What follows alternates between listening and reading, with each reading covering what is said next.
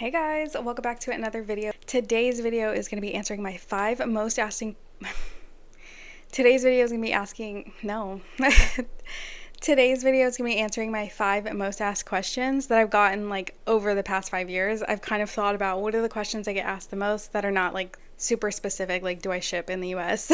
But five of the most asked questions you guys ask me, I'm going to answer them. I'm going to try to keep it short so that you don't have to like sit through hours of me rambling, but let's go ahead and get into it. The number one question: what do I put on top of my sticker paper to make it waterproof? So this is the sticker paper I use, and these are the lamination sheets I use. The lamination sheets are Avery lamination sheets. They're self-laminating, so you don't have to put them through a laminator. I run them through a cold laminator twice. I don't actually know if it does anything. I just think it gives me like peace of mind because I'll use the squeegee to like flatten it down, and I feel like sometimes the laminator like gets those air bubbles out, but I could be wrong, so I don't know. Anyway, that is the lamination paper that I use. That is the most commonly asked question I get, and it's always linked in my Amazon storefront, in the description of my videos, on my Instagram, any page that you find me on. In my little link tree, there's an Amazon storefront button where you'll find all the supplies I use. So yeah, so that's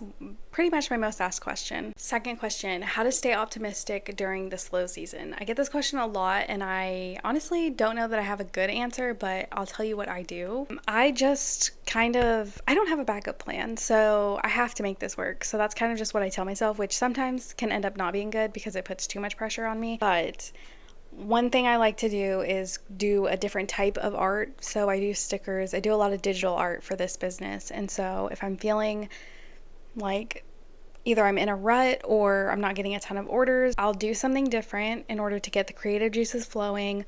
I'll try to create a different product. I'll work on launches. I'm just always working on the next thing and always thinking like, okay, well, why haven't I gotten any orders? Am I not posting on TikTok enough? Am I not posting on Instagram? Am I posting but not interacting with my customers? Do my Etsy listings need to be updated? Do I need to start posting on Threads, on Facebook? I just try to go through everything that I'm doing and find what I'm not doing or what I could be doing differently.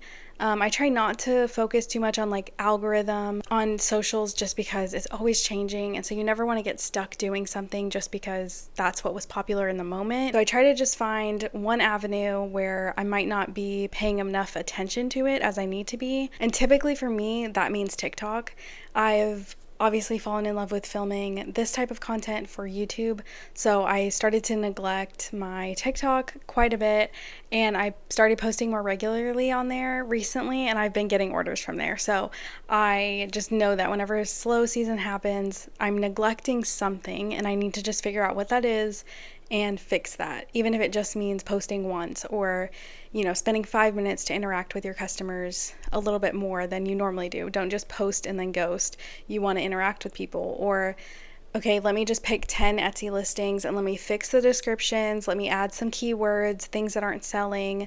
Maybe I should offer it in a different color. Like you gotta just keep going. You gotta keep working. That's what I do. I don't ever start to think of a plan B or do anything like that. I just keep going and I put like double the effort in than I was before. Okay, question number 3. I'm gonna link videos that correlate with these questions if I have them, because I probably do. But should you start an Etsy? Yes. I feel like a lot of people complain about the Etsy fees, and I've talked about it. I've gone into depth about it, but at the end of the day, Etsy works for me. I can take the weekend off and I'm still getting orders. I can not post on socials and I'm still getting orders from Etsy. So if you're doing Etsy correctly, it's going to work for you, and the fees will be nothing. They won't matter. It'll be worth it. So that's the short answer. The long answer will be linked in the description, but the answer, yes. You should always be on Etsy, I think. Question number 4, how to get over being camera shy. You honestly just have to stop thinking about the fact that people are going to watch you, which is hard, but I try to just talk as if I'm talking to my best friend, or I know that my best friend and her daughter watch my videos, so that's kind of just what I picture whenever I'm talking, and that kind of helps me relax because it's like, okay, that's one person, it's not a big deal. She's probably cleaning while she's watching, so she's not really paying attention. So like that's what I try to picture everyone who's watching my videos is doing. That way it's not too much pressure, and you just end up once you post and you realize that no one's like in the comments being like, how could she ever post? What is she thinking? We hate her. Oh my God. Like, you'll just realize like you were being dramatic and it's not a big deal. Nobody's going to be mad at you for posting. You should just post. It's fun. And like, if you scroll back to my oldest videos, like to see the difference from then to now, I'm so glad I have that on camera, and I wish I had more. So I wish I had posted more. So definitely would just say, just do it. I also have another video, I think, where I go into depth a little bit more about that. But I think it's so much fun. I don't love being in front of the camera, but I love creating content somehow. And so it just ends up being worth it. And also, I still get nervous. I don't have to like hype myself up as much as I used to.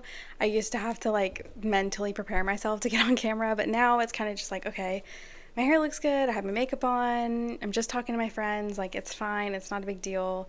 This video will be gone, you know, like we're gonna move on to the next thing next week. Like, it's not a big deal. So I don't know, it's definitely just a mental block that happens whenever you get camera shy. But you can also film without showing yourself on camera. You can film what you're doing, or voiceovers, you know, just find what works for you. And I think it's just worth trying. Just try it once. If you hate it, don't do it again. If you kind of liked it, I think keep doing it. Okay, and then my most asked question, honestly, this is kind of a question that I get asked in a bunch of different ways, but it's also like one of the pieces of advice that I like to give new business owners.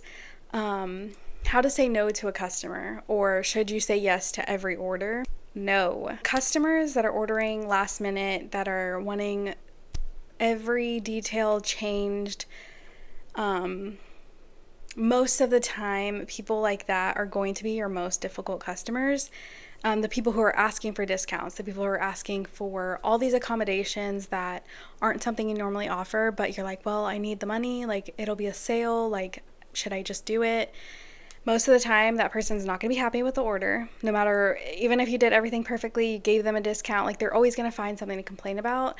So a lot of the times I would say trust your gut. If you think the custom order seems reasonable, is worth it, do it, or whatever it may be. Not a custom order, but just an order in general. But if you can kind of get that gut feeling that like, oh, like I don't know if I should do that, or this person's kind of like asking in a weird way, kind of demanding, or didn't say hi first, just started asking questions. Like if you just get a weird vibe, trust your gut, and they're probably going to be a difficult customer. That's what I've learned over the past 5 years, is like my most difficult customers, or the bad reviews I've gotten, are from people who were requesting very specific things, or you know, ordered and then wanted it like 2 days later. It's just important to take on things you know that you can do, and know that it's okay to say no to people. You don't have to say yes to every order, even though it's hard not to, especially when you're first starting out and you want to get every order and you want to make all the money you can, and you know, you don't want to tell somebody no, you don't want to let them down. I think it's better to let somebody down by saying no to it than to give them something that they're not going to be happy with. Anyway, enough rambling. So those were the 5 most asked questions that I get over the past 5 years. I'm sure there's more, and I'm sure there's some that I missed, but I feel like a lot of my YouTube videos kind of answer the questions that I get asked. So if you do have any other questions, leave them in the comments. I'll maybe turn them into videos, or maybe I'll just do another one of these. But in the meantime, thank you for watching. I really appreciate you guys sticking around. If you're interested in seeing more, definitely subscribe, and I will see you guys tomorrow.